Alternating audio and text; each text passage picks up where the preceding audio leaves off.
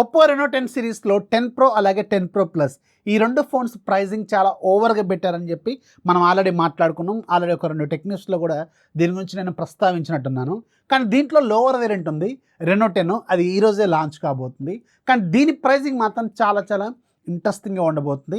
నాకు తెలిసి base variant మీకు అరౌండ్ 27,999, 27,499 విత్ కార్డ్ ఆఫర్తో రావచ్చు అని నేనైతే అనుకుంటున్నాను. ఒకవేళ నిజంగానే ఈ ప్రైజింగ్లో లాంచ్ అయితే మాత్రం ఖచ్చితంగా అండర్ 30,000 రూపీస్ బడ్జెట్లో one of the best device అయితే ఖచ్చితంగా అవుతుంది.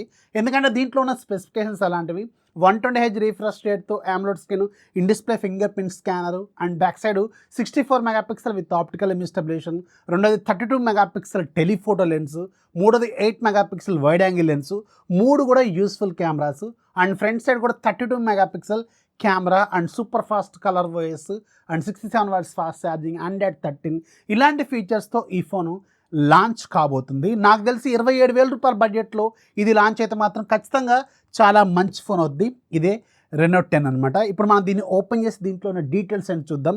బాక్స్ పైన రెనో 10 అని రాసి ఉంటుంది. బ్యాక్ సైడ్ కొన్ని టెక్నికల్ డీటెయిల్స్ ఉన్నాయి. 8GB 256GB మన దగ్గర ఉంది.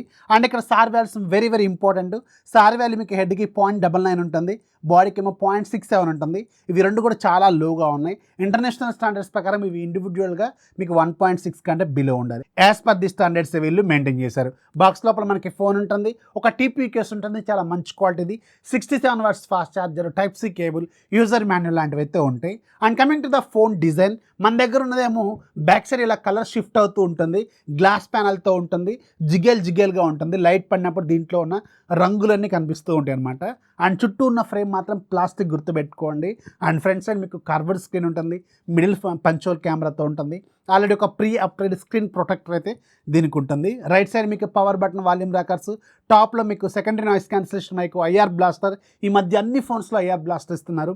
Second speaker and bottom side ఇంకొక speaker, main speaker, Type-C port, main microphone, అలాగే మనకి సిమ్ ట్రే ఉంటుంది, డ్యూయల్ సిమ్ సపోర్ట్తో వస్తుంది. ఇది మీకు డ్యూయల్ స్టీరియో స్పీకర్స్తో వస్తుంది. స్పీకర్స్ క్వాలిటీ మాత్రం చాలా చాలా లౌడ్గా ఉంది.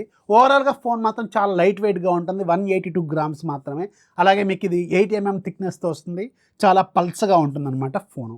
ఈ ఫోన్లో ముఖ్యంగా డిజైన్, ఈ డిజైన్ జనరల్గా ఒప్పో వాళ్ళవి డిజైన్స్ కెమెరాలే చాలా ఎక్సలెంట్గా ఉంటాయి కదా. ఓన్లీ ఒకే ఒక డ్రాబ్యాక్ ఏంటంటే ఇది ప్లాస్టిక్ ఫ్రేమ్తో వచ్చింది. జనరల్గా ఈ బడ్జెట్లో అన్ని ఫోన్స్లో కూడా ప్లాస్టిక్ ఫ్రేమ్నే మనం చూస్తున్నాం. And coming to the display, ఇది 120Hz రిఫ్రెష్ రేట్తో వచ్చిన AMOLED screen and 10-bit display. And దీంట్లో మీకు 120Hz రిఫ్రెష్ రేట్ ఉంటుంది, HDR10+ సపోర్ట్ చేస్తుంది, మ్యాక్సిమం బ్రైట్నెస్ 950 నిట్స్ ఉంటుంది.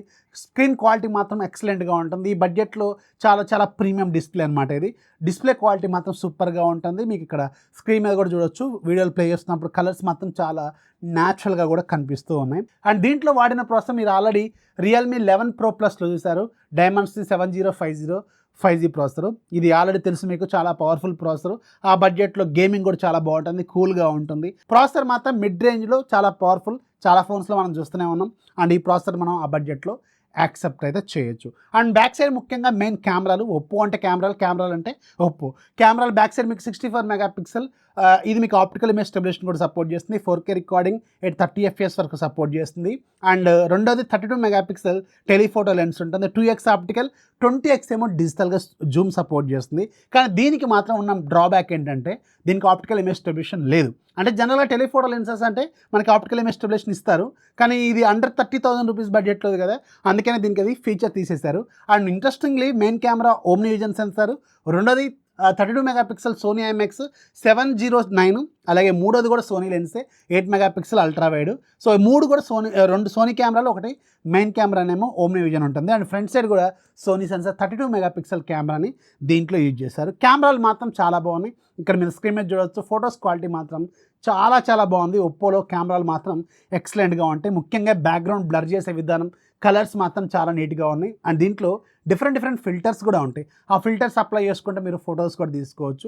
ఫ్రంట్ సైడ్ కెమెరా కూడా చాలా బాగుంది, 32 మెగాపిక్సెల్ కెమెరా, దీని షాట్స్ కూడా చాలా నీట్గా వస్తున్నాయి. అండ్ 2x జూమ్తో తీసిన టెలిఫోటో లెన్స్ కెమెరాలు కూడా బాగున్నాయి. ఇక్కడ 1xకి 2xకి డిఫరెన్స్ చూడండి, మీకు క్వాలిటీ కూడా చాలా బాగానే ఉంది. అండ్ మూడోది 8 మెగాపిక్సెల్, ఇది కూడా useful camera, wide angle lens. అయితే కెమెరాలో అన్ని బాగున్నాయి అంటే ఒకటే ఏదైనా డ్రాబ్యాక్ డ్రాబ్యాక్ కనపడాలి కదా, ఒక డ్రాబ్యాక్ అయితే నాకు కనపడింది. దీంట్లో వీడియో రికార్డ్ చేస్తున్నప్పుడు ఓన్లీ 1080pలో మాత్రమే మీకు స్టెబిలేషన్ వర్క్ అవుతుంది. 4Kలో స్టెబిలేషన్ అనేది వర్క్ అవ్వదు, ఓన్లీ ఈఏఎస్ మాత్రమే వర్క్ చేస్తుంది. ఆప్టికల్ ఇమేజ్ స్టెబిలేషన్ ఓన్లీ 1080pలో మాత్రమే ఉంటుంది. గుర్తుపెట్టుకోండి, జస్ట్ లైక్ వన్ ప్లస్లో మనం నాట్ 3లో చూసినాం కదా, సేమ్ అదే సెటప్ అనమాట. దీంట్లో కూడా 1080pలో మాత్రమే మీకు స్టెబిలేషన్ అనేది ఆప్టికల్గా సపోర్ట్ చేస్తుంది. ఇది దీంట్లోనే drawback. And coming to the UI, ఇది రెగ్యులర్గా మన రియల్మీ ఫోన్స్లో, వన్ ప్లస్ ఫోన్స్లో చూసే కలర్ వైసే, కానీ రెగ్యులర్ రియల్మీ ఫోన్స్కి దీనికున్న మెయిన్ డిఫరెన్స్ ఏంటంటే స్మూత్నెస్ అనేది కలర్ వైస్లో ఇంకా కొంచెం బెటర్గా ఉంటుంది. యూఐ ఎక్స్పీరియన్స్ అనేది ఖచ్చితంగా బాగుంటుంది. హ్యాప్టిక్స్ ఎక్సలెంట్గా ఉంటాయి. అండ్ అఫ్ కోర్స్ దీంట్లో కూడా వీళ్ళు దగ్గర ఒక 20-30 అప్లికేషన్స్తో ప్రీ ఇన్స్టాల్డ్గా ఇచ్చారు. అవన్నీ ఓపిక్గా మీరు తీసేసుకోవాలి. మీకు గుర్తుందా Reno 10 Pro, Reno 10 Pro Plus, వాటిలో కూడా సేమ్ ఇదే ఎక్స్పీరియన్స్ ఉంటుంది. అది 60,000 దాకా ఉంటుంది ఫోను, ఇది 27,000 దాకా ఉంటుంది. సేమ్ యూఐ ఉంటాయి కాబట్టి మీకు యూఐలో కూడా ఈ యాడ్స్ అప్లికేషన్స్ అనేవి చాలా ఉంటాయి. వాటిని ఓపిక్గా మీరు తీసేసుకోవాలి, ఇది మాత్రం గుర్తుపెట్టుకోండి. అండ్ దీంట్లో డిస్ప్లే డిపార్ట్మెంట్లో మీరు సెట్టింగ్స్ అన్ని అబ్జర్వ్ చేయొచ్చు. అండ్ అబౌట్ ఫోన్లో కూడా వెళ్తే 113 ఇవన్నీ డీటెయిల్స్ మీరు ఇక్కడ చూడొచ్చు. సో ఓవరాల్గా యూఐలో ఓన్లీ ఆ బ్లోట్వేర్ అప్లికేషన్స్ ఎక్కువగా ఉంటమే ఒకటి డ్రాబ్యాక్ కనబడింది. యూఐ ఎక్స్పీరియన్స్ మాత్రం చాలా స్మూత్గా ఉంటుంది, ఫాస్ట్గా ఉంటుంది. 5000 mAh బ్యాటరీ, 67 watts ఛార్జర్ దీనికి బాక్స్లో సప్లై చేస్తున్నారు. సో ఓకే, ఈ బడ్జెట్లో అన్నీ అలాగే ఉన్నాయి కాబట్టి దీన్ని కూడా మనం యాక్సెప్ట్ అయితే చేయొచ్చు. సో నాకు తెలిసి 8GB 128GB వేరియంట్ వీళ్ళు 28,999 రూపాయలు పెడతారేమో. నాకు తెలిసి ఒక 1000 రూపాయలు కార్డ్ ఆఫర్ ఇస్తారేమో.